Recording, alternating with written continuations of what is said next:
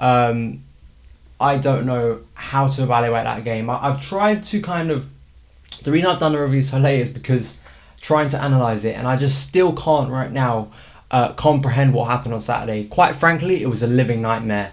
The whole pretty much game was, it was, what would you call it, a car crash, shambolic, heartless, just everything you don't want to see in your football team was there on show on Saturday night at Stamford Bridge, and that's the hardest thing to take. I don't know what players went out there on Saturday, because they weren't Chelsea players, that's for sure, or they were, and I don't know, were 11 players cloned and then the crap ones were brought back and the real ones are still on holiday?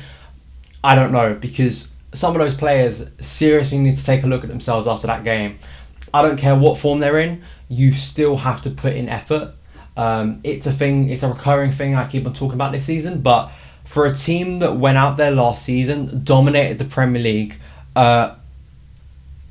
fought everything, every week, so intense, just even if we weren't winning a game, they still put everything in there to get something from it.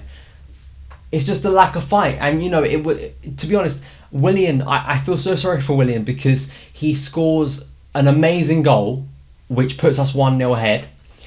He gets subbed off wrongly, and you know, his goal is completely forgotten about. His world-class goal could have been like goal of the season, gets completely chalked off, because once again, the rest of the team doesn't pull their weight, and you know, it's a real shame. And I feel sorry for him, because he was the only player for me who really seemed on his game on Saturday. But when you've got 10 other players, maybe less than that, I don't know, you guys may feel differently. We got 10 other players, maybe even 9, maybe the exception of Begovic, who alpha players who are just not performing. Then what are you supposed to do? And in the Premier League, when you're playing against teams like Southampton, you're just asking for trouble, and we've seen it enough this season.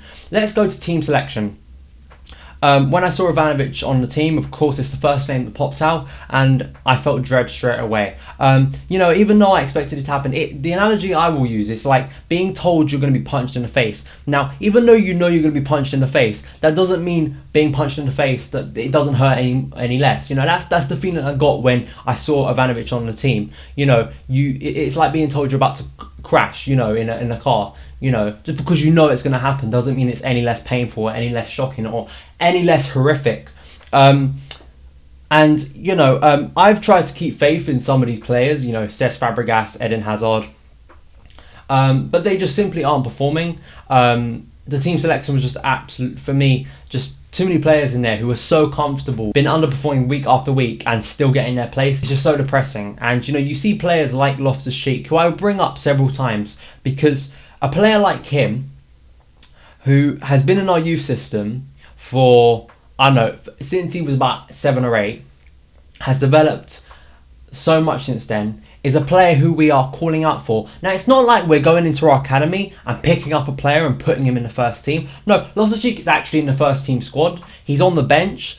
When he's played, he's had brilliant performances, looked composed, looked strong, showing something that we don't have. Someone who can get the ball, as I've said, connect from defence to attack. Someone who can powerfully run through the middle. And it doesn't matter if he puts in a bad game or has a misplaced pass. He's going to put in as much effort, because he knows that could be his only chance. Because that's the way it is at the moment. Because he knows no matter how hard he trains, no matter how well he plays in the chances he's given, Cesc Fabregas will still line up in front of him.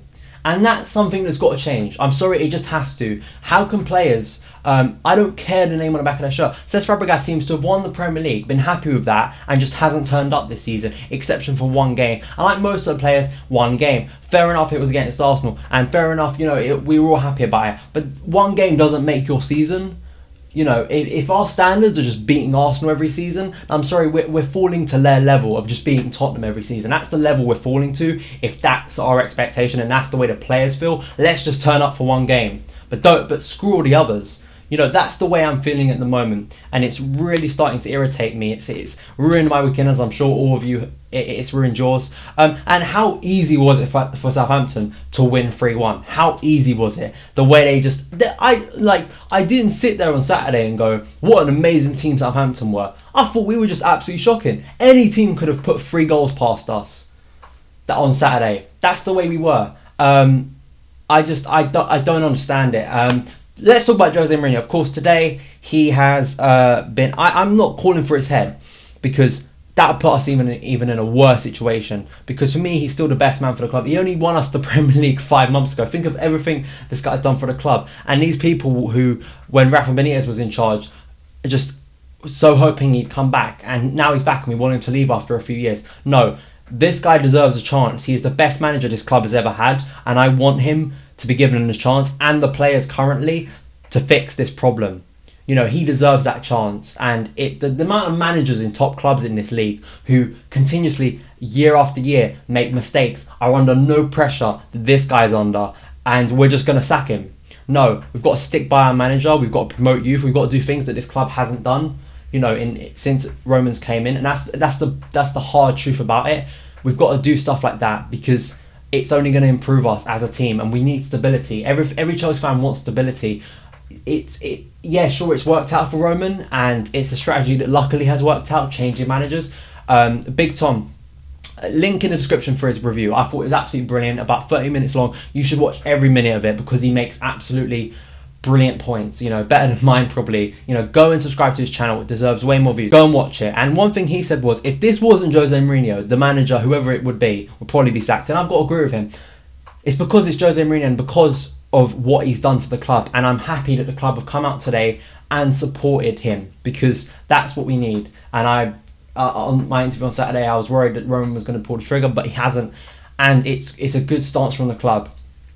So awful all round. The substitutions for Jose was just absolutely crazy.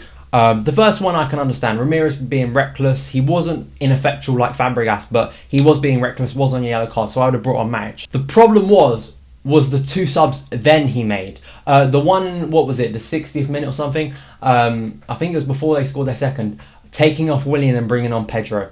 I didn't stand up and clap. That's when the crowd started to really get on the back of Jose and on the players, because it was a stupid move. It was absolutely stupid, because quite simply, he was, as I've explained already, he was the best player on the pitch. To take him off made absolutely no sense. There were so many players in that team who got away with murder and somehow stayed on the pitch. Branislav Ivanovic, 90 minutes. Cesc Fabregas, 90 minutes. Those are the 2 players who should have been taken off at half time. And that's the honest truth about it. Just players, key suspects who've just not been performing week after week.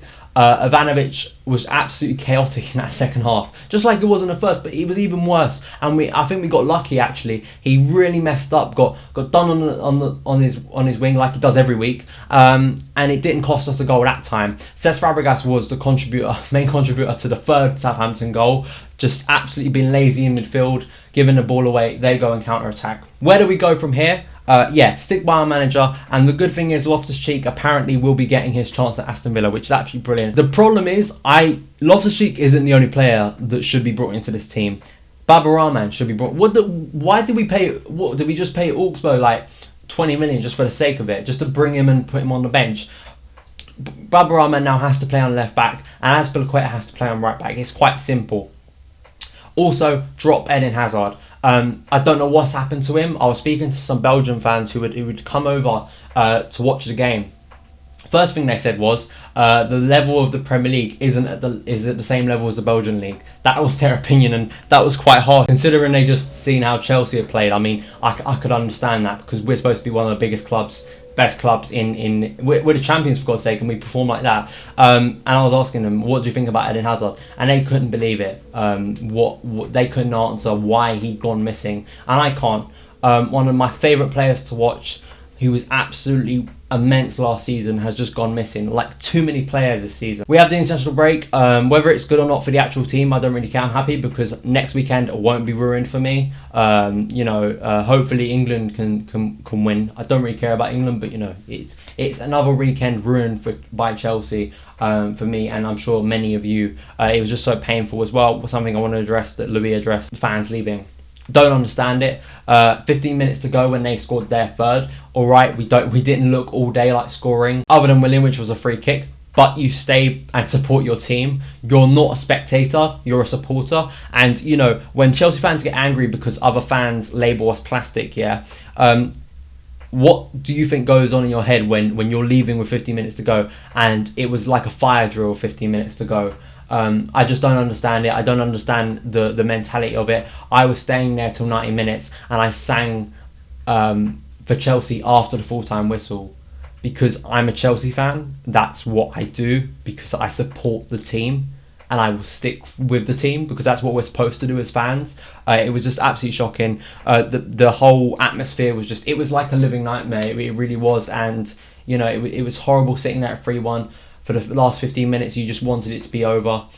Luckily, finally, it did end. And, of course, all the stuff that happened after because of Jose criticising the refs. I really don't know. It's his usual tactic, I think. I think sometimes Jose should just be honest. I think he's very loyal to his players, which I think can be one of the biggest positives of him and also one of the biggest negatives. I think I think he should have absolutely criticised the players there and absolutely should have ripped into them and said it's simply not good enough. You know, sometimes you just got to rip into your players because for us coming out of the ground, whether it's an act or not, it's not good to come out and start blaming the ref when you've just seen that game. Sure, we may have had a penalty with Falcao, but that for me is just irrelevant. And Louis' interview, knowing him personally, I think I'm very kind of happy for him because I think because of the week he's kind of had, which he was explaining on Thursday. Of course, it's not nice to see. I don't want to see Louis have meltdowns like that every week because I'd rather see us be very happy and kind of the Arsenal video and like.